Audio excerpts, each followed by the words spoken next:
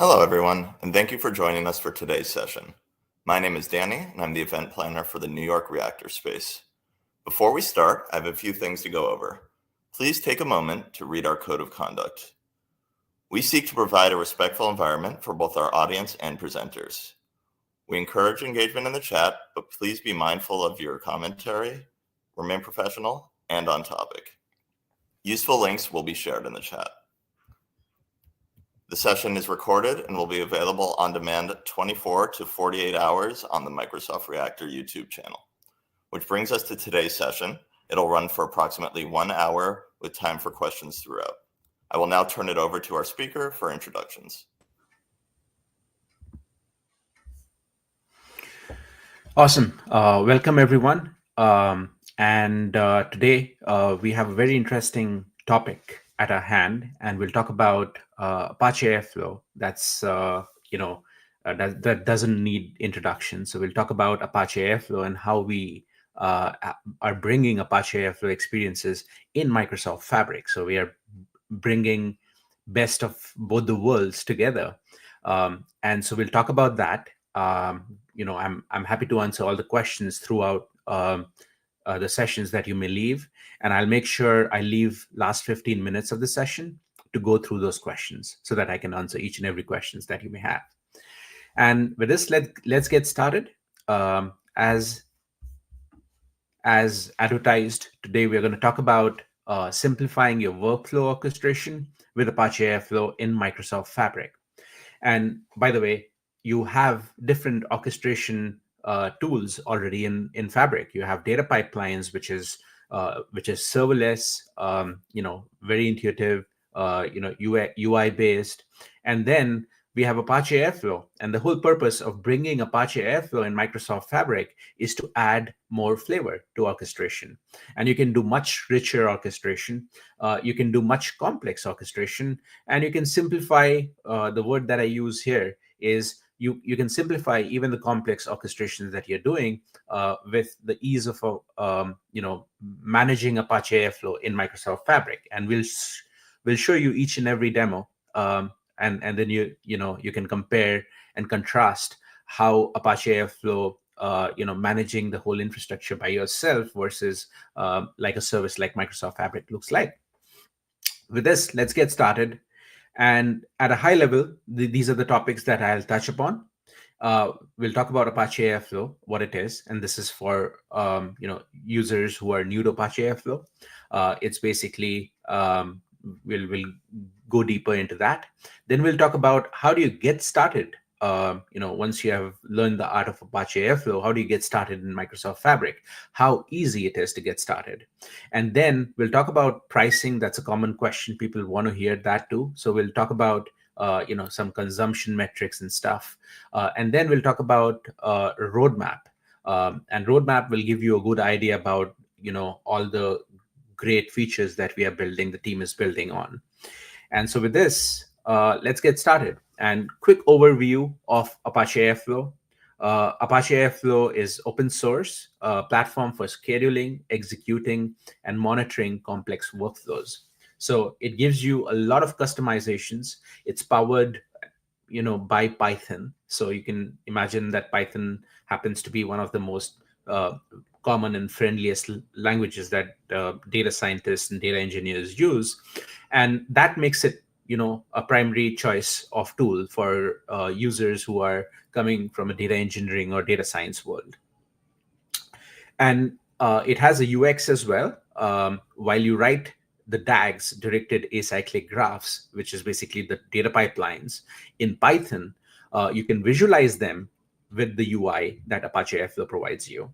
And it also provides you with lineage view, complex monitoring views, and so on. And so we will go through those. And the key part of the open source that the value that it adds is around integrations. So what you would see is many customers who use Airflow, they do understand and appreciate the amount of integrations that Apache Airflow supports. So it's community driven. So anyone can write a community drivers for different sources. You can see on the right, call it Jenkins, Microsoft Teams, Alibaba Cloud, Amazon, Azure, the different services within these. So there's notion of plugins and providers, and within those providers, there's packaged multiple functions that you can make use of.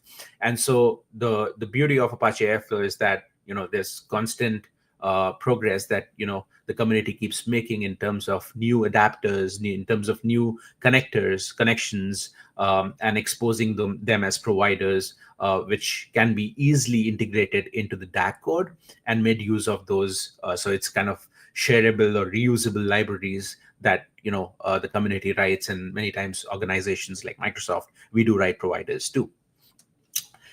And so it's open source. You have access to the code. Community has access to the code, and that keeps the whole code clean as well. And so with this, let's talk about what can you expect from Apache Airflow and Microsoft Fabric. And this is a common question I get from customers: is when Microsoft brings Apache Airflow in Fabric, will I have the same functionalities of Apache Airflow as I used to have it when I was on premise, or when I was using my own host for hosting Apache Airflow? And the answer to that is yes. We completely believe in open source, and we want to bring in all the goodness and richness of open source here as well. And so when we talk about Apache Airflow and Fabric, one of the key areas of our focus is making this as a managed service while keeping all the openness of Apache Airflow for users to use, right? And so it's a fully managed service. It reduces operational overhead and lets you focus on your data engineering tasks and data science tasks, rather than managing Kubernetes and scalability and all those additional costs and expenses in a project. And then versioning and security fixes, again, are important aspects of an open source application or program, because there will be security vulnerabilities over time, and it needs to be fixed. And this is where organization like Microsoft comes in handy, because we keep track of each and every library that are being shipped as part of Apache Airflow. And whenever there is any known vulnerabilities or CVEs, we would be the first ones to go ahead and patch those and make sure there are mitigations in the meantime, and so on. So that is our focus. Security is one of our primary key focuses over here, and at the same time, we want to make sure we keep updating the customers with the Airflow versions. So while we are away, coming close to the GA milestone for this Apache Airflow jobs in Fabric, we have a versioning story to tell, where we'll keep all the latest versions, latest stable version of Airflow available in Fabric. And we will be talking about the roadmap, the upgrade and migration upgrades, that the features that we are building through that as well. And then high availability and scalability. Being a cloud provider, this is what customers get by default, which is basically the scale and resilience. And so the infrastructure hosting part that we do make sure that all the components of Airflow is highly available, including the PostgreSQL, the backend database, metadata database for Apache Airflow. And at the same time, it's scalable. So we follow all the best practices with respect to AZ, with respect to high availability. All those cloud promises are being followed while we ship these features. And then integration with Microsoft ecosystem. What you will see, and I'll show you, is it integrates very well with Azure, using the Azure provider. At the same time, we are building more and more richer providers for Power BI and for Fabric, so that you can trigger any Fabric items like notebooks or pipelines using an Airflow DAG as well. And I'll show you that in a bit. And then it's simplified setup and maintenance. What you will see and realize is we have truly made this, sassified this, in the sense you can get started in seconds. You can write a meaningful DAG in just a few minutes, and then you can start operationalizing that right away. And so you don't have to wait for any setup, and there's no hindrance on the maintenance side as well, which is taken care by the service provider here, in this case, Microsoft. And then you get enhanced monitoring and diagnostic. And again, I'll take you through the demos and also on the roadmap side. But then, we do have all the right levers that you can use in terms of monitoring your DAGs, monitoring the cluster status, and so on. And that'll help you find any issues with the resolutions and the resolutions as well. So let's start with a quick short demo, and then I'll take you to a little more detailed demo. And I'm going to play this video. Apache Airflow is the world's most popular data orchestration platform. Now in Microsoft Fabric, you can create Apache Airflow environment using Apache Airflow job. You get a fully functional Apache environment in seconds. You can now author Apache-directed Acyclic Graph, or DAGs, using Python and Fabric using the Cloud IDE. So let's create a new DAG file and call it Hello World. You can easily debug and run the DAG with Apache Job UI, providing native authoring and debugging experiences for Apache Airflow. You can jump into Apache Airflow Monitoring UI if you need more detailed execution log analysis. Let's look at a real-world Apache Airflow DAG that orchestrates medallion architecture-based workflow. In this DAG, we use Apache Airflow Provider for Microsoft Fabric to invoke Fabric items like data pipelines for ingesting data, notebooks for transforming data, and semantic models for refreshing reports, and finally sending an email notifications on success or failures. As you can see, authoring and debugging Apache for DAGs is made simpler with the Cloud IDE, along with the instant availability of Apache Airflow clusters, making data engineers super productive in Microsoft Fabric. Thank you for watching this demo. So as you saw, that was a really quick demo showcasing how you can use the SaaS experience to quickly get started with an Apache Airflow runtime. And then you can start authoring DAGs. And so I'm going to show that to you a little more in detail, going through those examples. So let's quickly switch gears and let's get to some interesting demos. And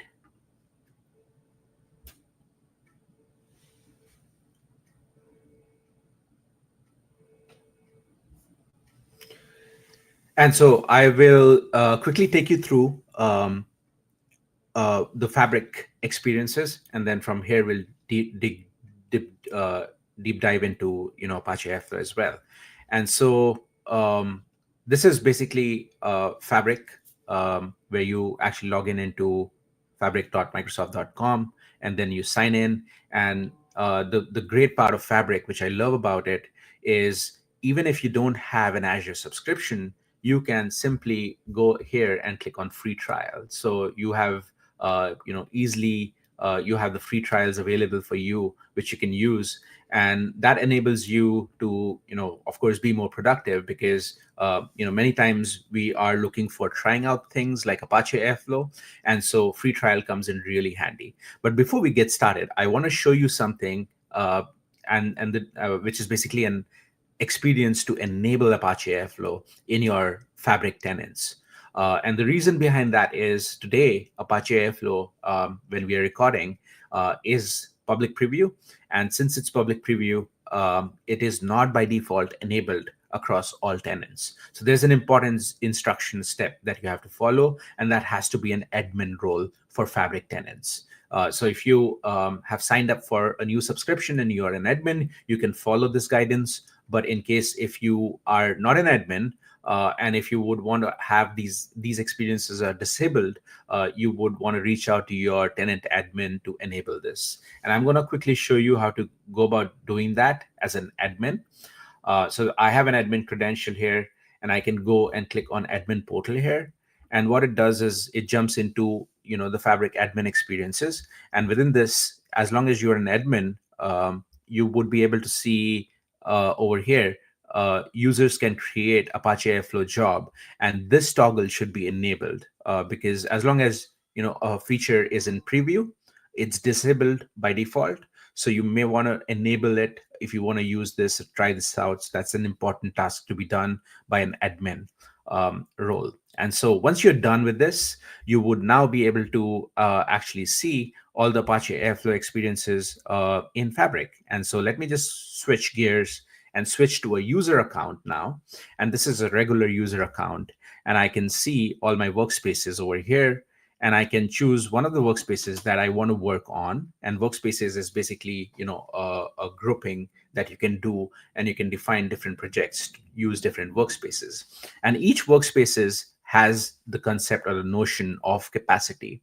This is how the billing works. So you attach a capacity to a workspace, and then you can go ahead and create the different items within the workspace, and you will be billed based on the usage from the capacity that you attached to the workspace.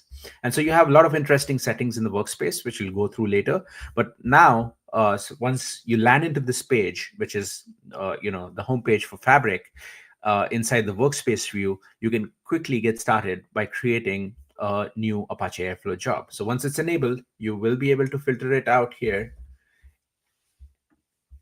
and you can hit on create button, and this would create Apache Airflow job 1. And what you would see here is, it starts a pool. And the reason behind why there is a pool that is getting started in this scenario is because I'm using a custom pool. But if I were to use another workspace, and I'm going to quickly switch gears and move to another workspace, let's say contest or demo. And in this one, I would quickly take you through the workspace settings in the data factory, Apache Airflow settings. And by default, we have a notion of startup pool. This is where we do optimizations and get you the quick clusters that you would see in this workspace.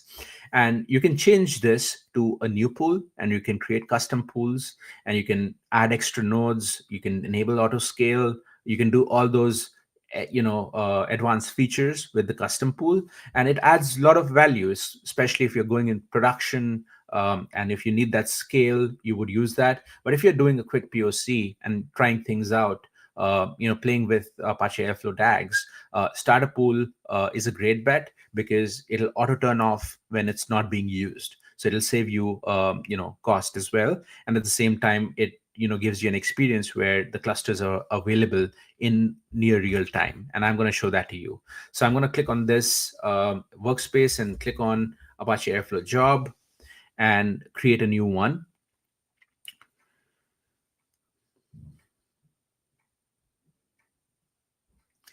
And what you see now is the UX for Apache Airflow job. So this is not a recorded one. It's a live one. And what you're seeing here is your cluster is up and running. That's when we show you the stop button.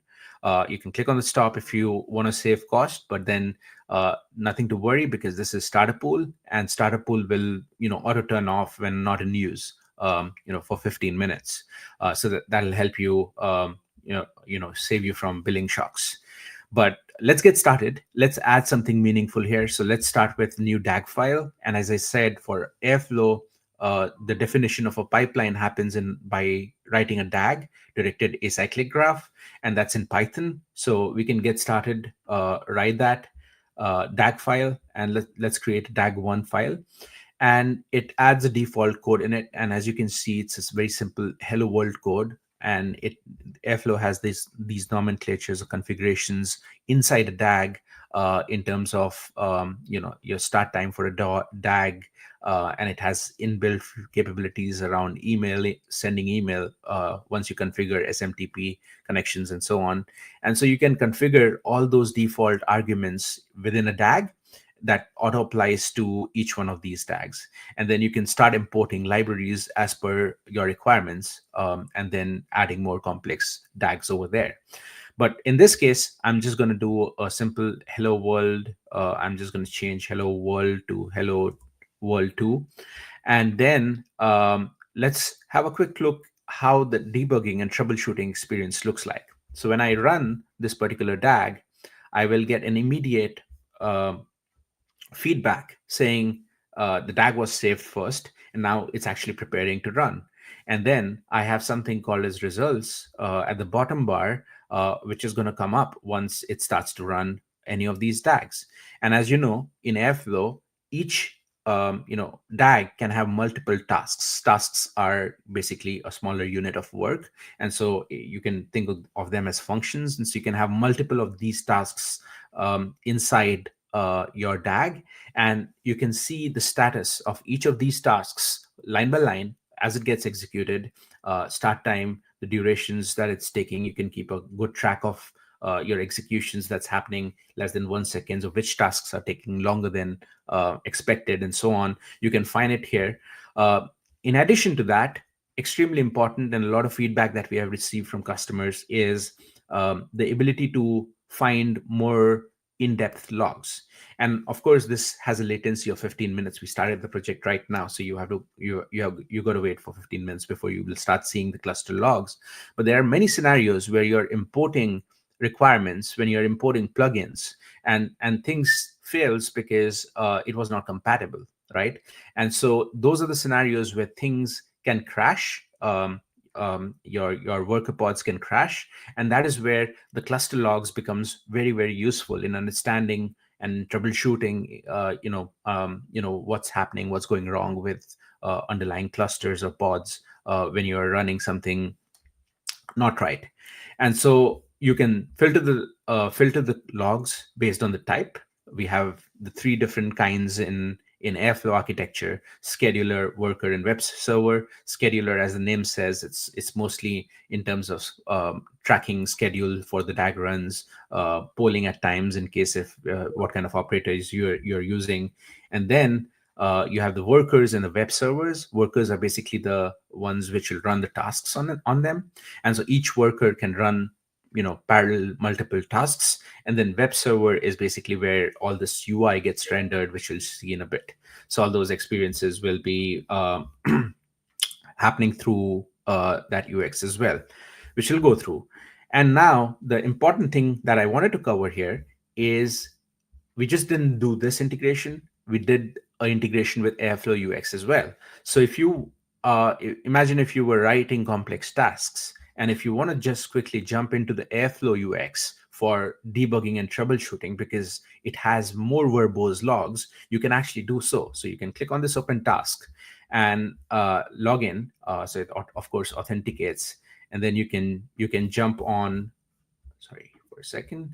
You can jump in exactly into that particular DAG run, and you can find the task information over here. And you can see this is the task which ran successfully. You can find XCOMs that was used. In this case, we passed a value hello world 2, and you can see it over here. And then you can find the logs. Now, this logs is going to be very, very useful because these are worker logs. And so if you are using any logging or that you are doing any outputs and stuff, it'll all show up over here in case hello world was the output over here.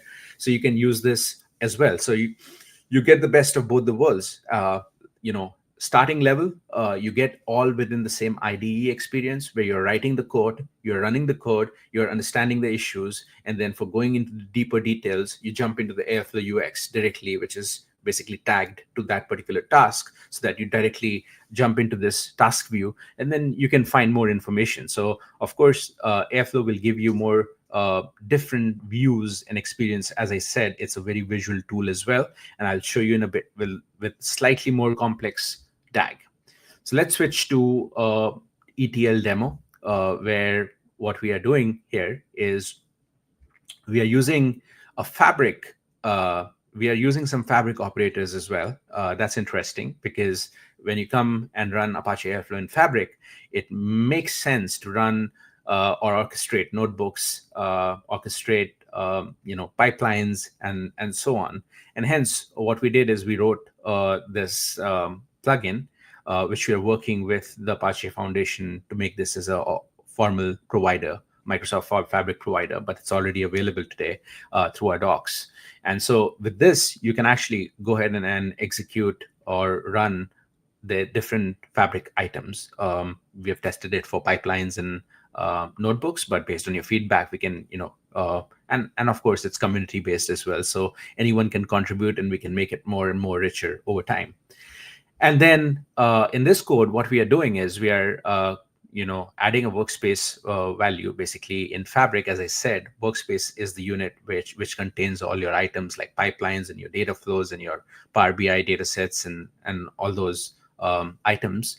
And so we start with the workspace identifier that we'll use in our code later on. And then what we are doing is we'll basically build a medallion Apache Airflow jobs, basically medallion architecture of loading the data first into bronze and then cleansing it and then putting it into silver and then finally taking it into gold and then using it for Power BI reports. And so for that, for us to do that, we needed a Fabric operator so that we can do a run item execution and we can run a pipeline to ingest the data into bronze. And so that's what we are doing here with this particular pipeline. And this is the pipeline ID. So every item inside Fabric has an identifier, which we are using here. And then we are using something like a Fabric connection as part of the plugin. We have a connection as well. And that connection is what is used to authenticate into each one of these Fabric APIs. So when you make a call based on the connection information that you provided in this connection inside Airflow, Airflow has its own sets of connections over here. You can access them. And so once you do that, you will be able to use this operator functionally. And then, you have configurations like wait for termination. You can either want to wait for the pipeline execution to finish, or you can, do that asynchronously as well. So you have those options, and it integrates with the deferrable operator that Apache Airflow supports now with Apache Airflow 2. And so you can make these deferrable. It's going to be much more efficient, and it's not going to eat a lot of resource on your machine. And so once it orchestrates the pipeline, and then it uses the deferrable operator to kind of listens to the completion of the pipeline without technically blocking one pod on that. And then we just have logging experiences with the Python operator. So in case if something fails, we go ahead and log that. And then we come to the silver layer where we start transforming this using a notebook. So now we'll make sure that we call a notebook. And in this case, again, we specify that notebook with an item ID, and that is the item ID for this particular notebook. And then again, the same thing, we make it deferrable, we do some logging, and then we come to the final layer, which is gold layer. And this is basically once we have massaged the data with the notebook, cleansed it up, moved it to the silver, and now this is where we are actually curating the data for the gold, and we'll run again another notebook in this particular case, and cleanse the data and move that to gold. And then finally, we will call the semantic model or Power BI data set, as it was referred before. And same thing here, we have a connection, we have a plugin provider for this. And so we provide the dataset ID and the group ID for refreshing it. And it uses the REST API that's already available today to refresh this. And this is what it seems, pretty simple code. And you put the task dependencies in the order that you want it to be executed. And then the experiences, we showed interactive run. You can actually click on the monitor DAG and jump into Apache Airflow UX from here. And within that, you can monitor the previous runs. And you can see all the runs that succeeded, all the runs that failed. You have the different views of Airflow for analyzing your monitoring output. These were all my tasks that were created, ingestion into bronze, cleaning data with silver, curating the data and then pushing it to gold, again, a notebook being used, and then updating the semantic models once the data in the gold has been updated. Now I can filter this range based on the dates that I want to see. I can switch to a graph view. And this is, again, a very, very visual view of understanding the relationship between the different tasks that I'm doing in my medallion architecture. I'm actually starting with ingest and then going clean.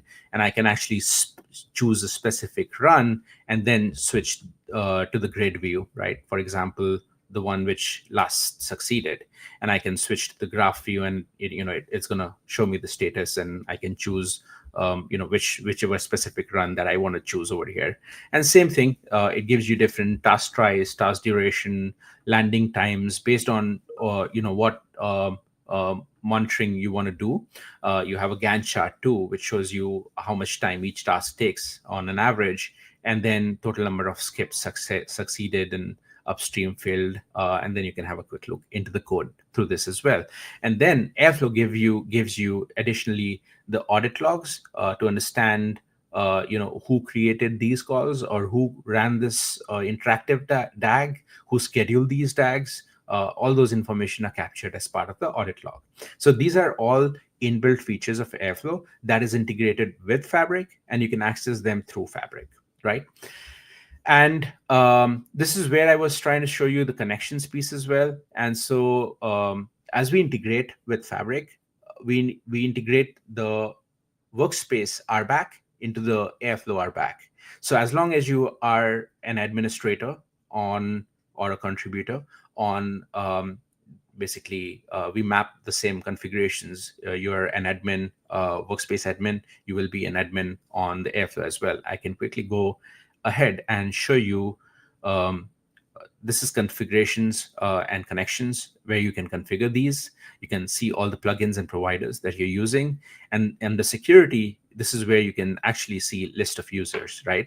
And so based on the user that is using it, you can actually list all the different users, see what their roles are, and you can even change the roles as long as you're an admin for a given user. So I can click on edit and I can go ahead and override a role. Like for example, I don't want a contributor, but I want a specific user to be only a DAG reader, but not an admin, right? And I can actually make such changes and override the rules that we have in the workspace within the Airflow UX. So Airflow UX has its own RBAC, so you can leverage that along with the Fabric workspace ones.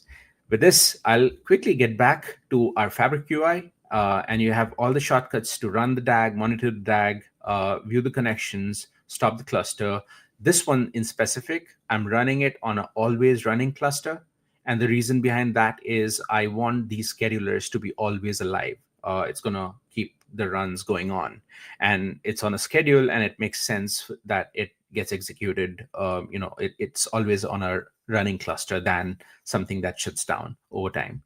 And then you have a bunch of configurations as well. For example, you have environment configurations and file storage configurations, and I'll talk about that. So as you can see, we also provide you with an IP address, and this is kind of a stopgap arrangement because long-term, we do want to have a managed VNet support, and we'll talk about that.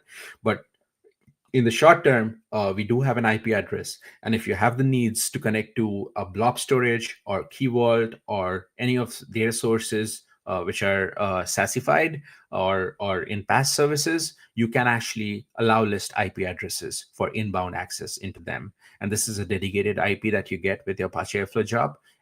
And so you can use this particular IP address and allow list it into your data sources. So that's a mitigation till we actually have the managed VNet solution. And then you have the Airflow versions. And as I said, we'll be bumping the Airflow version to the latest table in another month or so.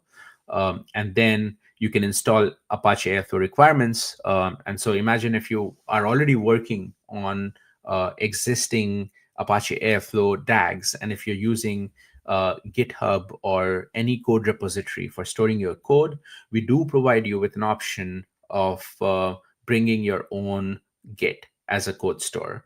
And so with this Git sync option, what you can do is you can choose any of the Git providers that Airflow supports. And again, to be very clear, this is an Apache Airflow functionality.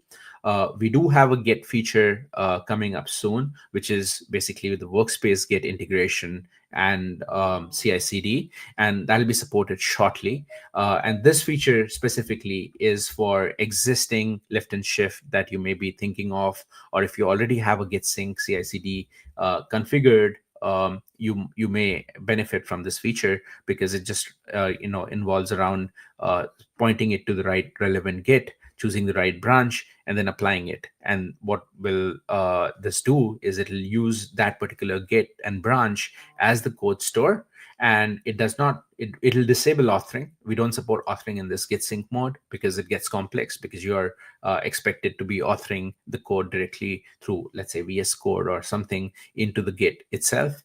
And so we don't support authoring right now. And in case when you use the Git sync, but this is a very nice and handy feature to get you started if you are already using Git sync feature of Airflow. And environment configurations also had environment variables, which you can override. For example, sending emails, you want to send it to something and you want to override those environment variables so that all your DAGs use the same email configurations and SMTP address. And these are the things that you can easily do with environment variables. And then you have the plugin structure. So, for example, in this case, we created a Fabric plugin, and the Power BI plugin. But then this is something that you can do, create a custom plugin as well over there. And so that was a real quick end-to-end demo for this. Was slightly complex pipeline, orchestrating Mendelian architecture, orchestrating pipelines in Fabric, orchestrating notebooks in Fabric, and orchestrating Power BI dataset semantic model refreshes in Power BI in Fabric as well. So that was this particular pipeline. And by the way, we have a documentation. We have great documentation around this. If you want to follow this tutorial, I'll leave that in the link. And we'll get started, from there with all the tutorial links that I just showed you. You can actually reproduce them using the tutorials as well. And with this, let's talk about some interesting things. And please keep your questions posted, because I'll be answering those questions shortly, one by one. And before that, let's get back to our slides. And I have last two slides because we want to talk about billing. And then we also want to talk about, general features and timelines. So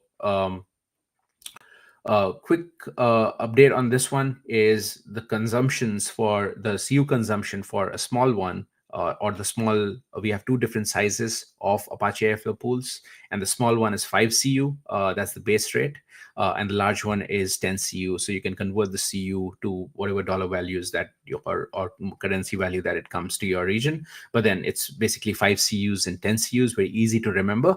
And then we do support auto scale and growing the pool size based on your requirements, and that is where you actually get more value, because you can add additional nodes, 20 nodes or even more, and then the CU starts to get lower with every node that you add. And so this is where it becomes more nicer to run more and more jobs, and then you can expand the pool size. And then the small per node cost will be about 0.6 CU, and then the large one would be 1.3 CU. CU is consumption unit, and that's basically the currency that we have in Microsoft Fabric. And so that was a quick view of how the pricing or billing would look like in Fabric for Apache Airflow job. And then quickly covering, before we get into the questions, the roadmap, right? And so a common question is, when will this feature become generally available, right? And because once it becomes generally available, it'll be available by default for all tenants. So it's easy to find it out as well. And then more importantly, all the SLAs comes into the picture. So you can have you can get to GA you can ship your products using this, because you will have all the SLAs, the support SLAs, and so on once it's generally available. And so we are targeting April, ideally FabCon, which is like end of March. So I just put the date as April over here. And that is the timeline that we are looking for right now for making it generally available. And along with general availability will come the powerful or productive REST APIs as well. So while we have all the UX capabilities that'll make you more productive, we do understand that there are scenarios and integrations that especially with open source Airflow, that would require you to have REST APIs as well.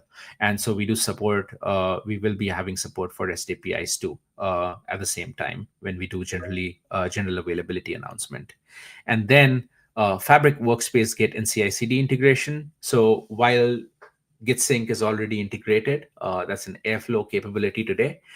We want to have native Fabric experiences for Git and unified Fabric experiences for Git and CI/CD. And we will be supporting this feature as well by general availability, which means you will be able to set up 3 different workspaces, one for dev, one for QA and prod, and then you will be able to promote the code from one environment to the other environment with all the configurations. And so you'll get Git and CI/CD all together again in April 2025.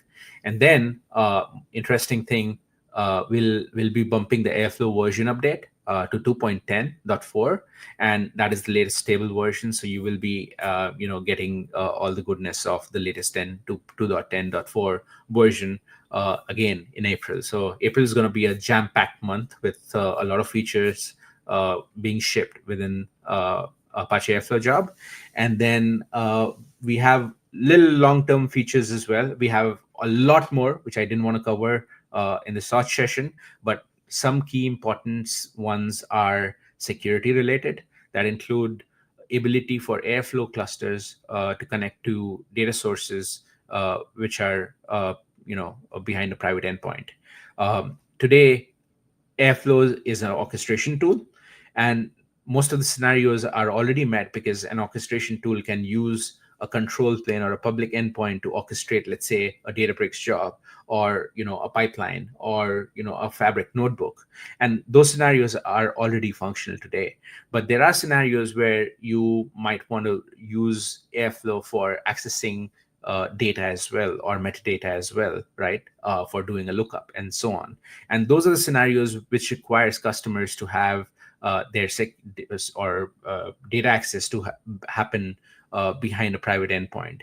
And so this is something extremely critical and important for us. And so we are working on that as we speak, and we expect this to be available around June, which is end of Q2.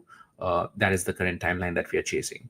And then Fabric user assigned identity support for authentication is also important, because if you go through today's experience, while it works and it's no worse than what open source Airflow already supports, which is you can use SPNs, right, service principals, and you can use that to authenticate into Fabric services. But we can do much better over here, right? And this is where the Fabric user assigned identity comes into the picture, where you can actually have secretless authentication mechanisms with user assigned identities, with managed identities in Fabric. And that is something that we want to add, so that it's a great quality improvement for developers using Apache Airflow. So this was like a quick snapshot of the roadmap. I have more than 20 items, which I don't think I could cover, but then these were like really big key items. If you have something in your mind that has not shown up on this list, please use the chat, and I'm more than happy to give you more details about those ETAs as well. And so with this, that's basically my last slide. And as I said, I'll keep the last 15 minutes for answering your questions. So please, keep showing up with your questions. I'm going to start going through each one of your questions. And that's nice wishes. Having a amazing date here as well. It actually snowed quite heavily last night in Redmond, and then it's a sunny day, so it's kind of a mix of certainly getting a great weather here. Now, I have a question here posted: having issues when resuming a startup pool after being idle for a while with a message saying failed to fetch cluster logs for the Airflow job I created. And we are aware of an issue over here. What happens is, that's a great question. We acknowledge the issue over here. And what happens sometimes is when you install a specific plugin or a provider, and if that provider is not tested for the specific version of Apache Airflow that we are using, it may end up crashing. It may end up crashing your scheduler. It may end up, once the scheduler is gone, you start to not get the heartbeat from the cluster. And so those are a common set of issues that we found out using telemetry, that basically does not allow users to start, is because what happens is when the requirements files contains something which is not proper for the particular version of Airflow, that is where the specific incident or issue starts to happen, where it gets paused. But the good news is we have we have rolled out a fix. It's not yet deployed, and again, I'll keep the ETA as April, because that's where we are pushing all the new features together.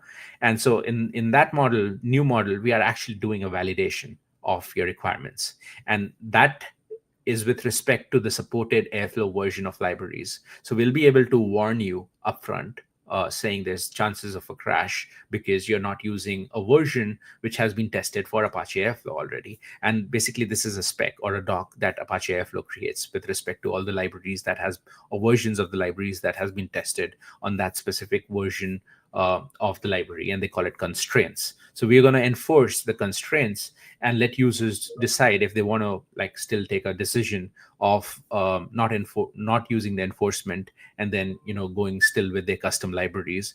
They can still do so, but we believe that we'll be able to prevent such an issue where you will not face this issue of a cluster which is not resuming, and it's not resuming because it went into a bad state because something bad happened with the cluster. Some library caused the crash and it's not recovering. So we will certainly get you out of this. For now, my recommendation would be is to create a new Apache Airflow job and make sure you double click through the providers, the plugins, or the requirements that you're passing in, because that is likely one of the reasons why this is happening. And before we come up with the validator, you would have to troubleshoot it yourself, but you can make sure by importing the requirements one by one and making sure that there's no change or issue happening with every requirements that you're importing. Let's move on to the next question. I'm new to Apache Airflow Fabric. Would it make sense to migrate an Azure batch job, splitting an ETL routine over 100 nodes to these services? Typically, my experience with Airflow has been it's a great scheduler, it's a great orchestrator. And for the heavy jobs, we would still recommend using Spark. But if you're doing a bad job which was not heavy and it's using, it's being shared across on a single node, let's say a shared execution that you're doing, it actually makes sense to use Airflow over there. And you will get a lot of community support in terms of libraries and in terms of functionality that you may want to extend in the code that you may want to write. So it actually makes sense to have your batch jobs, lightweight batch jobs, even the medium weight. And I would say if you are a pro Airflow customer, you can even do heavyweight jobs, because there are ways how you can go around having a separate Kubernetes pod operator itself, and then isolate your executions separately. So if you're an advanced Airflow user, you can even go, many customers use like Spark images. And again, I wouldn't recommend as a data engineer,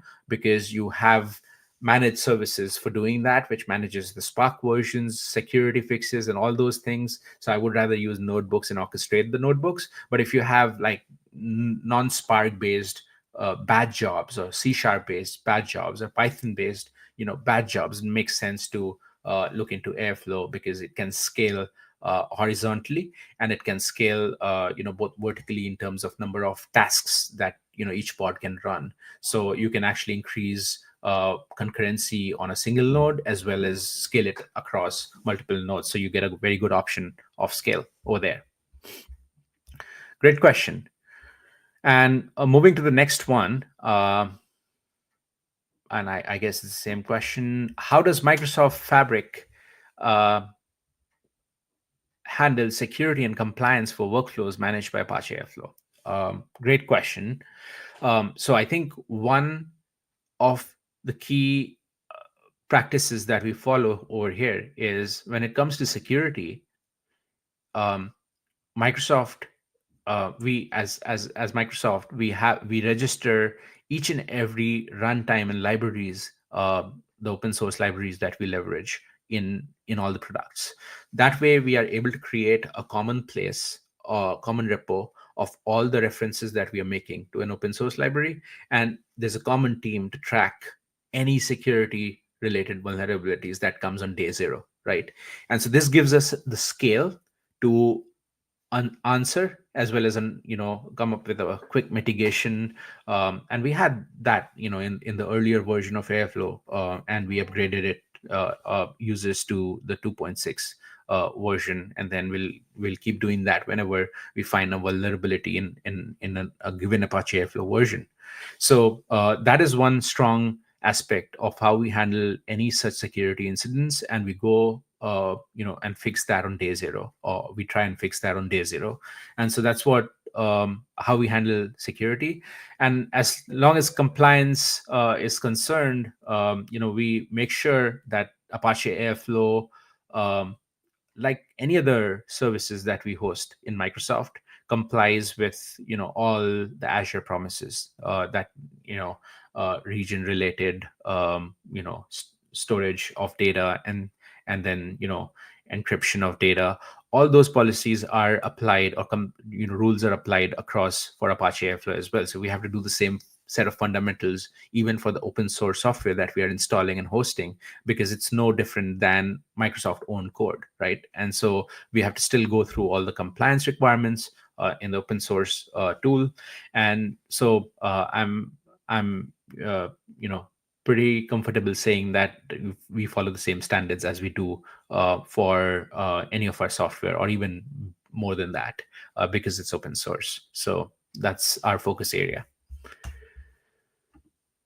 Do you have any next question, which is, do you have any resources for Airflow beginners, right? And that's the best part of Apache Airflow, that it's open source, community driven, so that you don't have to talk to a Microsoft PM to get these resources up to you.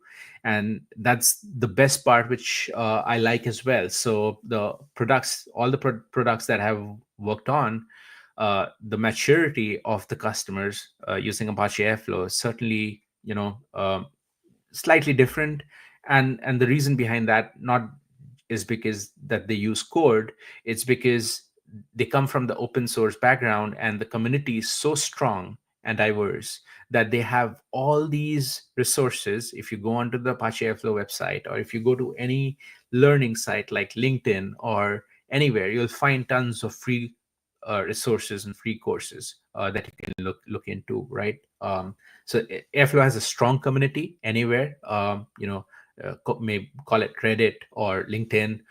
You will find groups in community, and you will find bunch of free tutorials. So please do not look into Microsoft for the Apache Airflow tutorials, because I'm sure the community will do a great job in terms of educating you on Airflow. And then you can always use our tutorials to get started with Fabric and do all the advanced stuff with respect to Fabric, and be more productive in Fabric on that. And the next question, what are the differences between using Apache Airflow in Microsoft Fabric and other workflow orchestration tools? Great question. So within Fabric itself, let me start from there. Within Fabric itself, you have different workflow orchestration options. You have data pipelines, and then you have Apache Airflow job. And to me, it's a very simple choice that you have to make. So if you want no code experiences and you want great data orchestration capabilities, you want serverless offering, truly serverless in the sense it gets billed per execution, so that if you don't execute anything in the next 30 days, you get $0 bill, right? That is where data pipeline shines, right? So it has a lot more things with respect to connectivity, connectors like copy activity with 180 plus different data source that you can reach out to. So it has, these are all managed connectors by Microsoft. So you have those benefits of using data pipelines. Mostly it's user experience based, UX based, UI based, less of code. Of course, you can use REST API and create JSON pipelines, but it's mostly UI for targeted for UI developers. And then Airflow is more targeted for Python developers. And if you come from a Python background and you feel Python is much easier for me to write a DAG than to understand a new user experience for building a data pipeline using the UI. And sometimes many customers who are building metadata driven frameworks, or when they're doing a little more complex stuff, let me put it as metadata driven is one example of that. And so if you want to create a template DAG that is shared across with hundreds of data engineers, because it has what you call as library functions that everyone has to use. These are the things, the reusability, the shareability, the community aspect, community support aspect. If you are looking for those things, and that is where Apache Airflow shines. And as far as integration with Fabric is concerned, we showed you a few things that we have added on top of this integration, the authoring experiences to make you more productive, the CI/CD capabilities, and things like that. Many of these things which will be added. So that's where it shines with respect to other competitors. I'm not going to name them, but there are competitors, and again, it becomes a choice of your tool based on which cloud you are orchestrating and what you are orchestrating. But apart from Apache Airflow core, that remains the same everywhere, right? And so the value adds that you get around is ease of use, and especially if you're dealing with Microsoft Fabric, or entities within Microsoft Fabric, it's a great choice to use Apache Airflow in Fabric. I would say even if it's cross cloud, it's a great choice to go. It gets you platform agnostic DAGs, code that you can reuse on premise, code that you can reuse anywhere on the cloud as well. So those are the benefits of using this. And I think that's all the questions. So we'll wait for another minute or so. I hope you guys enjoy the session, and I would paste in the links once this gets posted out for the tutorials that we went through today. All these are documented tutorials that you can go through it as well, and build these DAGs and pipelines on your side.